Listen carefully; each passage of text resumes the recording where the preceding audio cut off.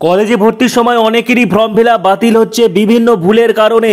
এই মুহূর্তের big breaking update, WB college admission 2024 online apply, West Bengal centralised admission portal online apply. যতদিন না application window বন্ধ হচ্ছে ততদিন আবেদনকারী অনেকবার প্রেফারেন্স লিস্ট বদলাতে পারে। Welcome everyone, West Bengal college admission 2024 online apply, WB college admission form fill up 2024 সংক্রান্ত আজকের ভিডিও তোমাদের জন্য অত্যন্ত গুরুত্বপূর্ণ হতে চলেছে। এই মুহূর্তে কলেজে ভর্তি সংক্রান্ত বিগ ব্রেকিং এবং সুপার এক্সক্লুসিভ আপডেট শেয়ার করব।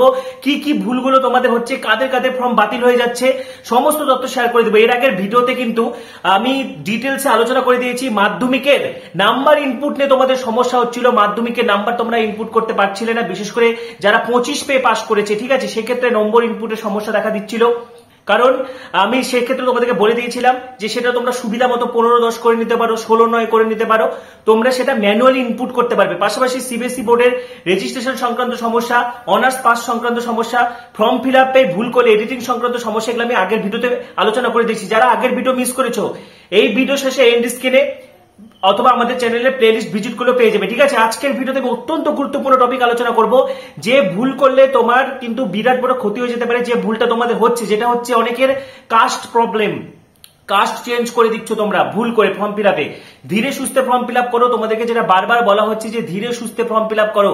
7ই জুলাই পর্যন্ত টাইম রয়েছে, এমন কোনো ব্যাপার না যে আগে ফর্ম ফিল আপ করলে আগে চান্স পাবে। এই বিনিময়ে এই ভুলটা কিন্তু মারাত্মক। যাদের কাস্ট চেঞ্জ হয়েছে, যারা ওবিসি অথচ এসসি হিসেবে অ্যাপ্লাই হয়ে গেছো, সার্টিফিকেট না দেখাতে পারলে কিন্তু অ্যাডমিশন বাতিল হয়ে যাবে। কলেজ অ্যাডমিশন সংক্রান্ত তোমাদের সমস্ত প্রশ্নের উত্তর দিব। তোমাদের হাজারো ভুল হচ্ছে, সেগুলো সংশোধন করে দিব, যাবতীয় প্রশ্নের সমস্যার সমাধান হবে। তার আগে বলছি, যারা যারা আমাদের চ্যানেলে নতুন ভিডিও দেখছো এখনই সাবস্ক্রাইব করো। কলেজ অ্যাডমিশন সংক্রান্ত প্রত্যেকটা তথ্যের জন্য এখনই সাবস্ক্রাইব করো, পাশে থাকা বেল আইকনটি প্রেস করে দাও এবং ভিডিওটি প্রচুর শেয়ার করে দাও।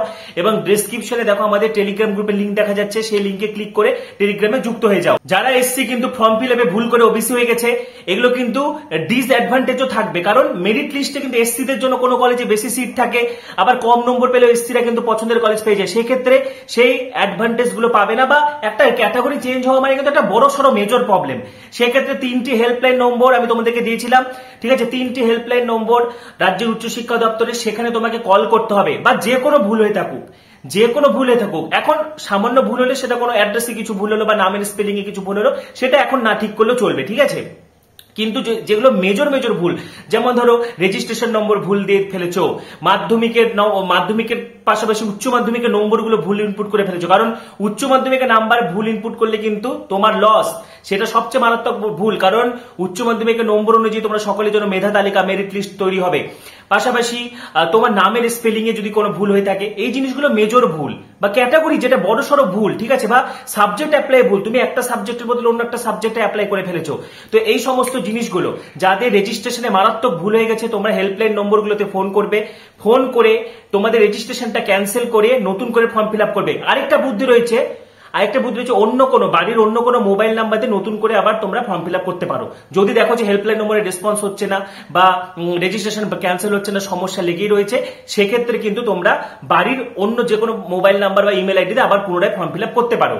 একাধিক বা মাল্টিপল কোর্স বা শিক্ষা প্রতিষ্ঠানের ক্ষেত্রে আবেদনকারী কিভাবে তার প্রায়োরিটি লিস্ট তৈরি করবে। দেখো, যে আবেদনকারী একাধিক কোর্সের জন্য আবেদন করবে, তাকে প্রথমে নিজের পছন্দ অনুযায়ী কোর্সগুলোর র্যাঙ্ক লিস্ট তৈরি করতে হবে, ঠিক আছে। আসন পাওয়া যাবে মেরিট লিস্ট অনুযায়ী, অর্থাৎ যেমনটা তোমাদেরকে বলা হচ্ছিল বা বারবার আমি বলছিলাম যে 25টা চয়েস কিন্তু সাজাতে হবে।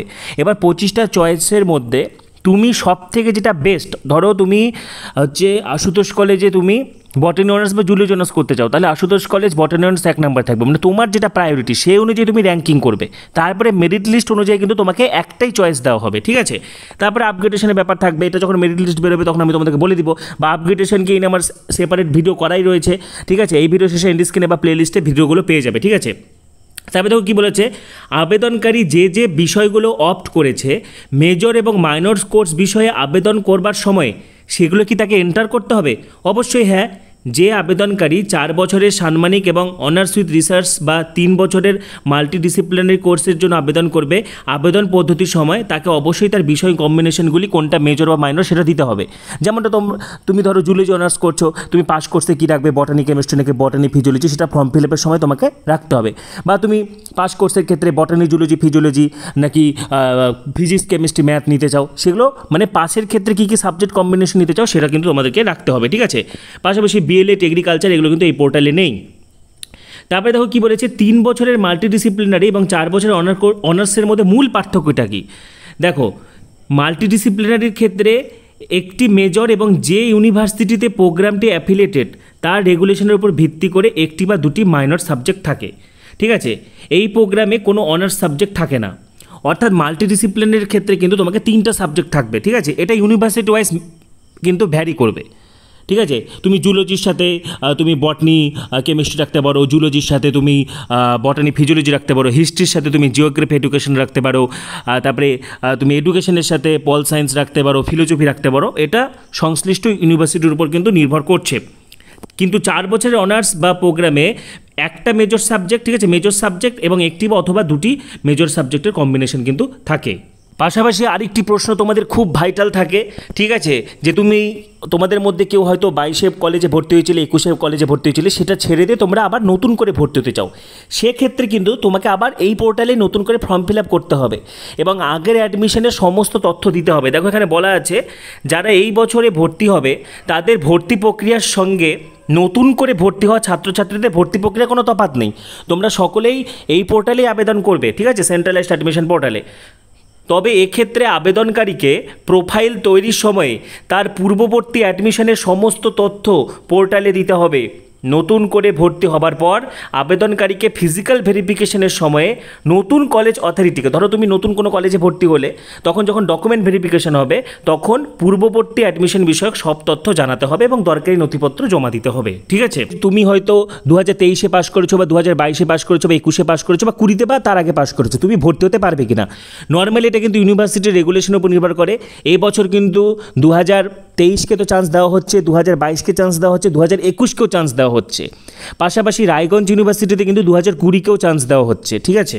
আরেকটা অত্যন্ত গুরুত্বপূর্ণ তথ্য, তোমরা যখন মাঝে মাঝে ওয়েবসাইটে লগ ইন করছো ওয়েস্ট বেঙ্গল সেন্ট্রালাইজড অ্যাডমিশন পোর্টালে, তখন তোমাদের দেখাচ্ছে ইমেল আর মোবাইল নাম্বার অলরেডি রেজিস্টার্ড, ঠিক আছে, অলরেডি রেজিস্টার্ড দেখাচ্ছে। পাশাপাশি আবার কোনো কোনো সময় দেখাচ্ছে ইউজার আইডি নট ম্যাচ, ঠিক আছে। তোমাদের ইউজার আইডিটা কিন্তু ইমেল আইডি। দেখো আবেদনকারীর ইমেল আইডি থাকা বাধ্যতামূলক এবং একটা ইমেল আইডিতে কিন্তু একজন আবেদনকারী ব্যবহার করতে পারবে। এখন অনেক সময় সার্ভার প্রবলেমের কারণে কিন্তু এটা দেখাচ্ছে, ঠিক আছে। সার্ভার প্রবলেমের কারণে তোমাদেরকে বারবার বলছি centralised admission portal server problem চলছে, তোমরা রাতের দিকে ট্রাই করবে, অনেক রাতে, ঠিক আছে, বা ভোরবেলার দিকে ট্রাই করবে, সার্ভার একদম কাজ করবে। ইমেল আইডি সংক্রান্ত কোনো সমস্যা কিন্তু হবে না, ঠিক আছে। তোমরা কিন্তু প্রয়োজন অনুযায়ী সাবজেক্ট চেঞ্জ করতে পারবে, তার জন্য তোমার রেজিস্ট্রেশন ক্যান্সেল করতে হবে না, ঠিক আছে। তুমি 25টা চয়েস দিয়েছো, তুমি 4 নম্বর চয়েসটাকে 1 নম্বরে আনতে চাও বা 10 নম্বর চয়েসটাকে 2 নম্বরে নিয়ে যেতে চাও, এটা তুমি আপ ডাউন করতে পারবে যতদিন না ফর্ম ফিল আপ বন্ধ হচ্ছে, অর্থাৎ 7 জুলাই পর্যন্ত কিন্তু তুমি 25টা চয়েস র্যান্ডমলি কিন্তু তুমি আপ ডাউন করতে পারবে, ঠিক আছে। এর জন্য তোমাকে রেজিস্ট্রেশন ক্যান্সেল করতে হবে না।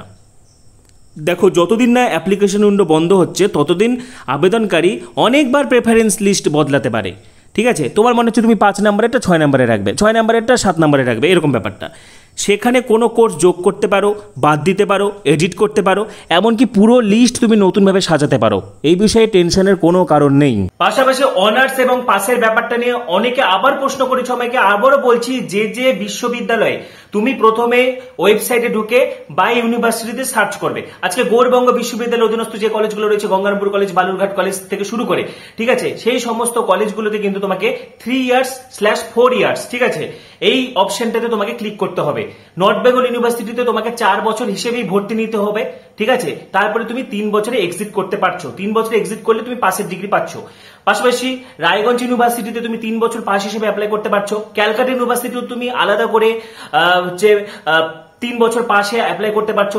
WBSU, West Bengal state university, Bardhaman ইউনিভার্সিটিতে তুমি আলাদা করো 3 বছর পাশে অ্যাপ্লাই করতে পারছো। তো যে যে কলেজগুলোতে আলাদা আলাদা করে পাশে অ্যাপ্লাই করা যাচ্ছে তোমরা ম্যাক্সিমাম কলেজ সিলেক্ট করবে, ঠিক আছে। সাবজেক্ট কম্বিনেশন আমি আগের ভিডিওগুলোতে বারবার বলে দিয়েছি। তুমি যদি বায়োসায়েন্স পাস নিতে চাও, বটানি, জুলজি, ফিজিওলজি রাখতে পারো, বটানি, জুলজি, কেমিস্ট্রি রাখতে পারো, ঠিক আছে। পিওর সায়েন্সের মধ্যে ফিজিক্স, কেমিস্ট্রি, ম্যাথমেটিক্স রাখতে পারো, ফিজিক্স, ম্যাথ, কম্পিউটার সায়েন্স রাখতে পারো, বা বায়োলজির মধ্যে তুমি বটানি, জুলজি, কম্পিউটার সায়েন্স রাখতে পারো, এইভাবে সাজাতে পারো, ঠিক আছে।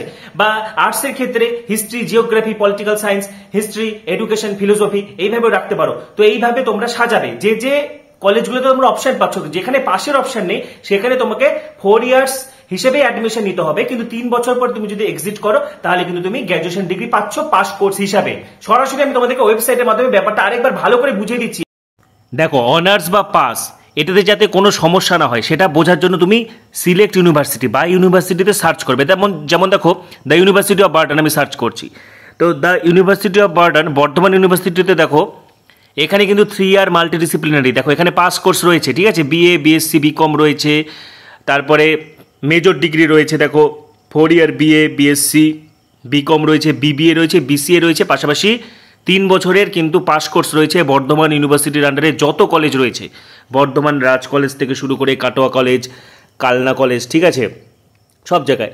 এবারে দেখো গৌরবঙ্গ ইউনিভার্সিটি, গৌরবঙ্গ ইউনিভার্সিটিতে যারা পাস নিতে চাইছো 4/3 ইয়ার্স BA, BSc, BCom এই অপশনটাতে কিন্তু ক্লিক করবে, ঠিক আছে। 4/3 ইয়ার্স BA, BSc, BCom, ঠিক আছে।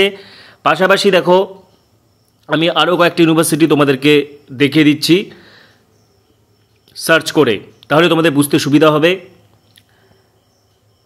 দেখো নর্থ বেঙ্গল ইউনিভার্সিটি, দেখো নর্থ বেঙ্গল ইউনিভার্সিটিতে কিন্তু আলাদা করে 3 ইয়ার্সের কোনো কোর্স নেই, এখানে তোমাকে 4 ইয়ার্স হিসেবেই কিন্তু ভর্তি হতে হবে, ঠিক আছে। 4 ইয়ার মাল্টিডিসিপ্লিনারি BSc, 4 ইয়ার BSc মাল্টিডিসিপ্লিনারি যারা পাস কোর্সে ভর্তি হতে চাইছো, BA, BSc, BCom, ঠিক আছে, এটাতে ক্লিক করবে। পাশাপাশি আরও একটি ইউনিভার্সিটির তথ্য তোমাদেরকে দেখিয়ে দিচ্ছি, দেখো রায়গঞ্জ ইউনিভার্সিটি। রায়গঞ্জ ইউনিভার্সিটিতে কিন্তু এখানে 3 ইয়ার্সের পাস কোর্স রয়েছে, ঠিক আছে, কোনো টেনশন নেই।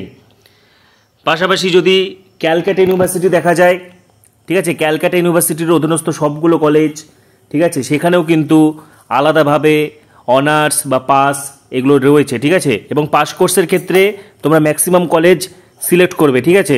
দেখো ক্যালকাটা ইউনিভার্সিটি, এখানেও কিন্তু দেখো 3 ইয়ার BA, BSc, BCom মাল্টিডিসিপ্লিনারি রয়েছে, ঠিক আছে।